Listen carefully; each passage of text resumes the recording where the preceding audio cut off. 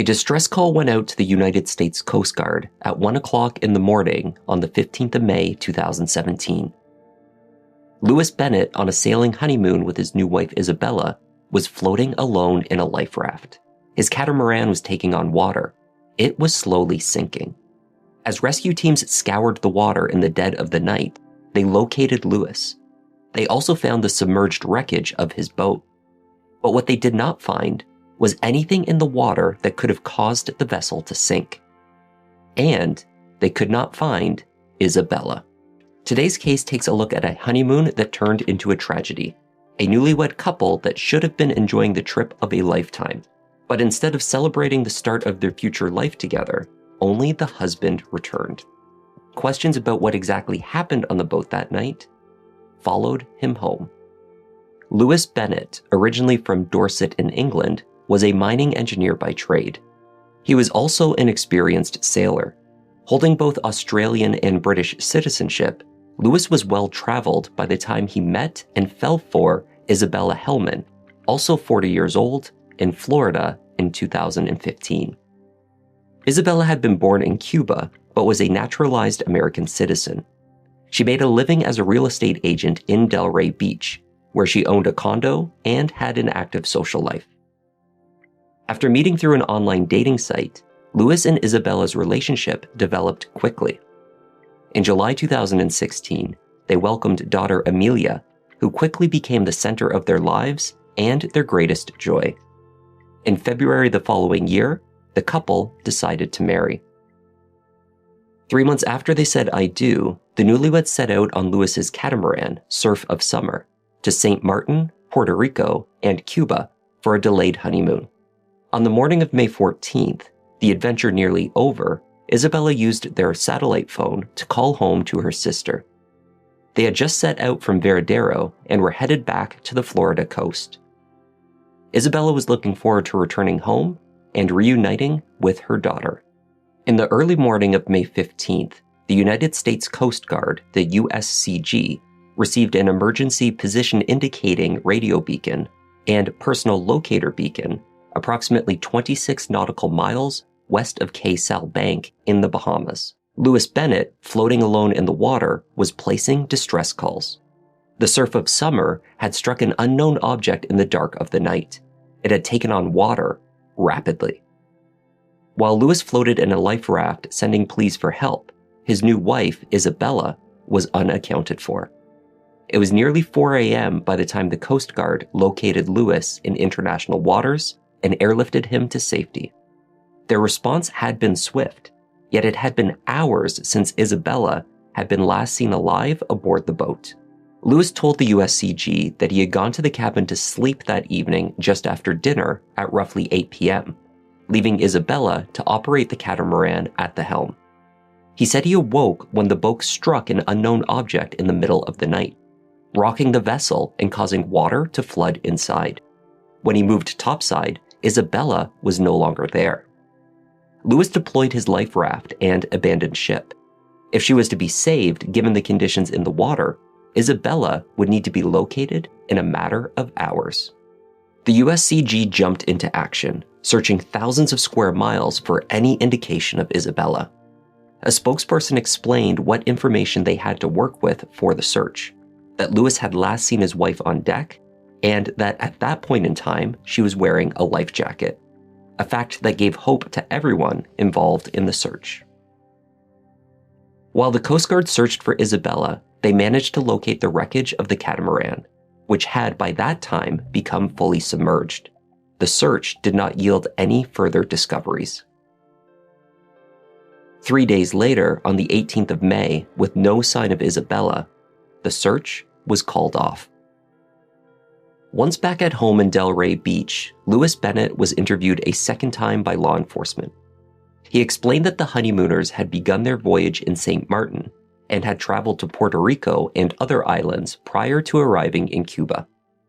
The couple spent the day before the wreck in Veradero, Cuba, before departing in early evening, about 5:30 p.m., to head to either Key West or Fort Lauderdale. Before he set off to bed that night, Lewis set the autopilot on a course heading towards Florida. He told Isabella to take the watch and wake him if he was needed. After a few hours, he was awakened by a crash underneath. The sailor told police that he went to the upper deck and Isabella was not there. Noticing then that the vessel was taking on water, he began to prepare to abandon the ship. It took him roughly 45 minutes, he said, to gather his personal belongings into a life raft and abandon the surf of summer to the water. It was the FBI that took over Isabella's missing person case. In Delray Beach, they searched the home that the newlyweds shared, ostensibly for an indication that the disappearance may be more than a tragic accident. They found a few red flags. An experienced sailor, Lewis had not made any attempts to locate the source of the flooding on the boat, nor had he taken the next logical step, which would be to attempt to stop the catamaran from taking on the water. More disturbing, when asked what efforts he had made to search for his wife, he indicated that he did not do anything. No flares were fired to illuminate the area. He claimed not to have been calling out to her across the water. He did not search the area surrounding the boat to see if she had fallen in. In fact, once on board the life raft, Lewis cut the line that tethered the raft to the boat. He explained that he did this because he was afraid of being pulled underwater if the vessel were to sink.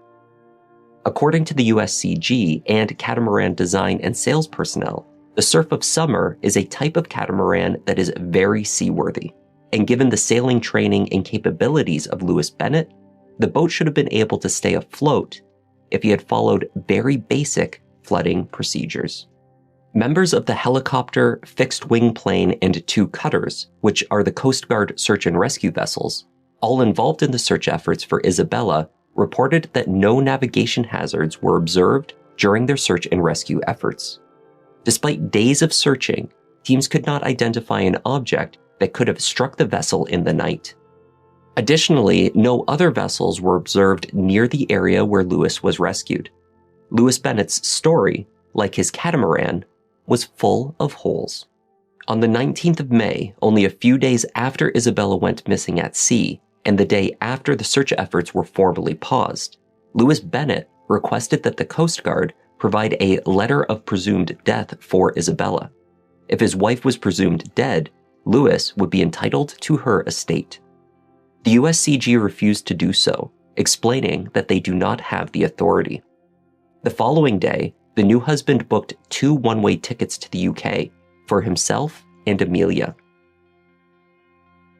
He planned to collect his daughter from Isabella's mother and sisters who were caring for her and take her across the ocean to his parents' home. But in order to take his daughter and leave the country, he first needed to collect her.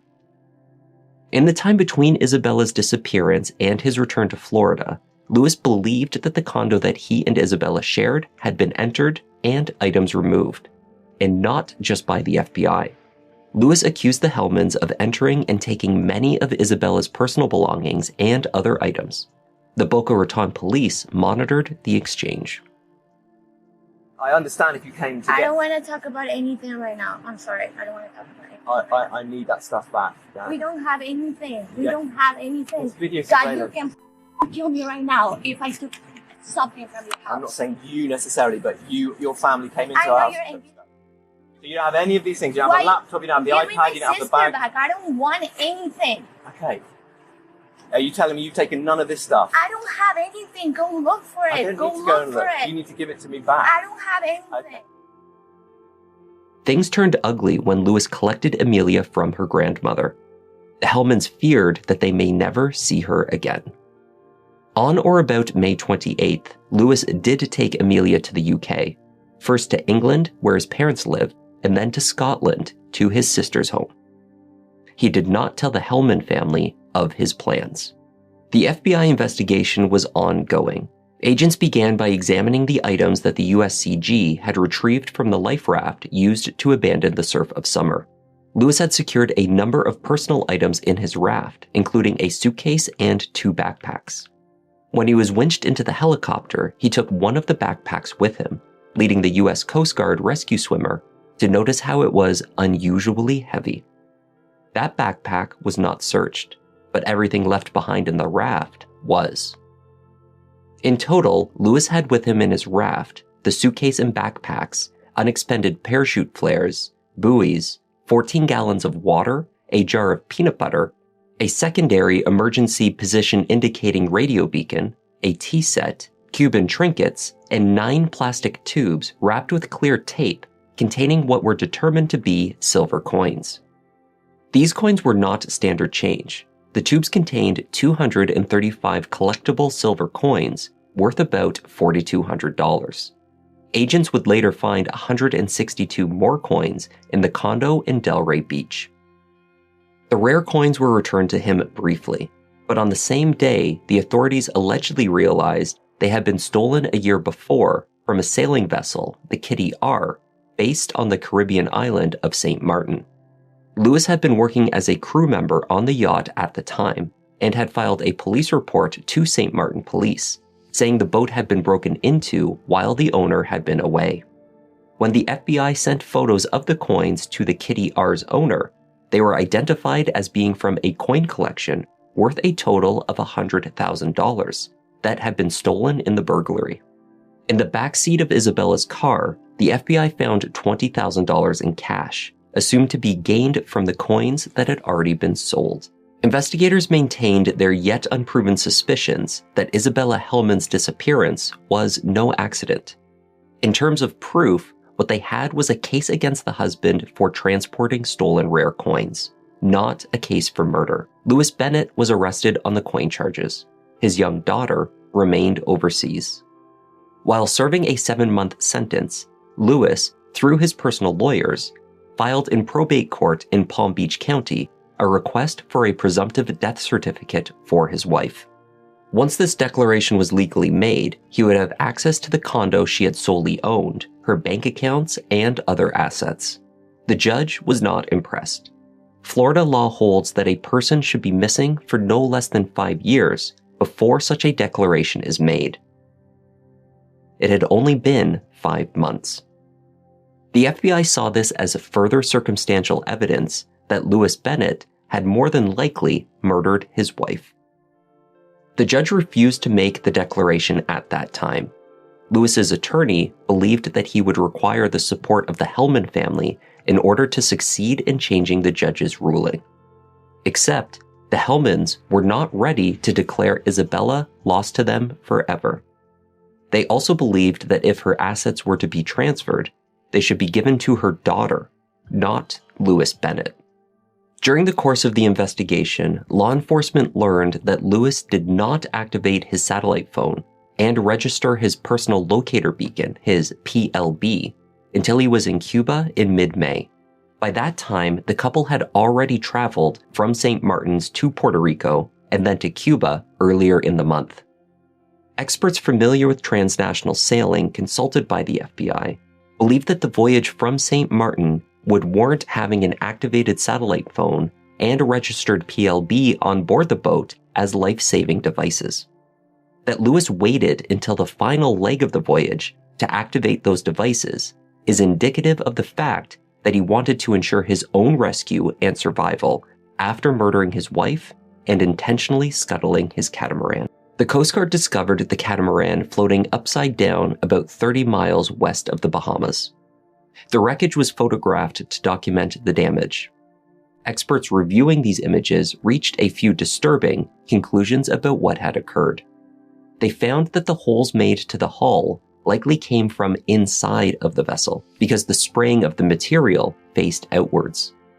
There were 2 holes, each in nearly the same position on both hulls. Additionally, the exterior of the hulls do not show the kind of markings that one would expect if the boat had encountered an object in the water.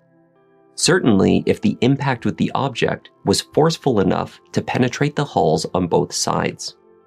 According to USCG personnel and other maritime experts, this damage was also not catastrophic. The photographs of the capsized vessel also show that the escape hatches in both hulls had been opened. These escape hatches are below the waterline and should never be open while the boat is in the water unless someone is actively escaping through them. Opening these escape hatches would cause water to enter and flood the cabin. The FBI concluded that the catamaran did not sink from accidental damage. It was intentionally scuttled. Their experts stated that, "I cannot think of any items that would accidentally cause similar holes in both hulls at roughly the same time." In addition to that, the boat was easily salvageable based on this damage. It was the purposeful opening of the two escape hatches that caused the boat to flood. The investigators did not speculate as to how exactly Isabella's death had been caused, but the wreckage told a clear story. It was staged. Lewis Bennett was charged with second-degree murder while serving his sentence for transporting the stolen coins. Prosecutor Benjamin Greenberg planned to introduce evidence of conversations with loved ones in which Isabella is said to have discussed arguments about their finances and parenting. The prosecution asserted that Isabella's murder would remove the marital strife from Lewis's life and allow him to live as he pleased. He would also inherit money, a condo, and the Mercedes from Isabella's estate. Prosecutors further alleged that Isabella may have found out he had stolen the gold and silver coins from his former employer in St. Martin. This could have made her an accomplice in the smuggling crime. Her discovery would have also placed the couple at odds while out on the open water together. In November 2018, Lewis Bennett reached an agreement with Florida prosecutors to plead guilty to manslaughter for the death of his wife. He was given the maximum sentence allowable for this charge: 8 years in federal prison. As part of his plea deal, he renounced any claims to his wife's belongings and agreed that all of the money in the estate would go to a trust fund for daughter Amelia, who would turn 3 years old that year. After the charges were filed, the Hellmans sought to acquire a death certificate for Isabella. This step allowed them to sell her condo and place the proceeds into a trust for Amelia. The toddler remained in the UK with the Bennett family. She had been in contact with the Hellmans through video calls. It was also reported that an overseas visit had been arranged, the first that Isabella's family would see her daughter since the first weeks after the mother's disappearance. At the time of publication, Isabella Hellman has not been found. And that was the strange case of Isabella Hellman and her sailor husband, Lewis Bennett. Thanks for joining me in the lounge today, and I'll see you in the next one.